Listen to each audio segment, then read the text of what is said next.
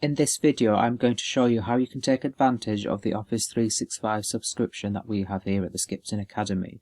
This will allow you to update the Office 365 that you have on your laptop computer and may mean that you are able to install it for the first time as well.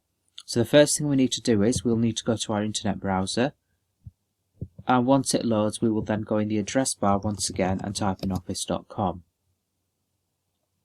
I'm going to sign into my account and I'm going to type in my email address. Okay, so mine is already filled in because I've used it before. If you're using it for the first time, remember it's your year you joined the Skipton Academy followed by your first name dot last name at theskiptonacademy.co.uk. I'm going to press next.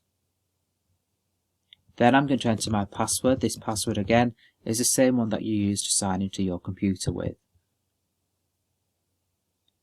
I'm going to press don't show this again, and I'm going to press yes when I'm prompted.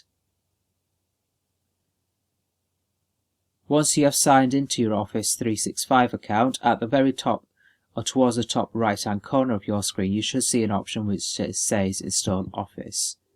As a default, I'm going to choose the top one, okay, so the Office 365 apps. This means I can get an offline version of Outlook, OneDrive, Word, Excel and PowerPoint alongside a couple of other things as well which you can use. Once it's downloaded, it will appear in the download bar at the bottom of my screen, and I will then click on that download. Okay, it may appear in your downloads folder. It's worth having a look in there. When prompted and when you click on it to run, you want to press yes on the install options.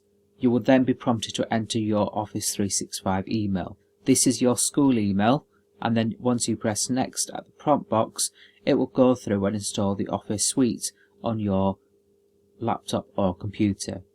Be patient as this can take some time to install, and please ensure that you have enough memory on your laptop or computer to do this.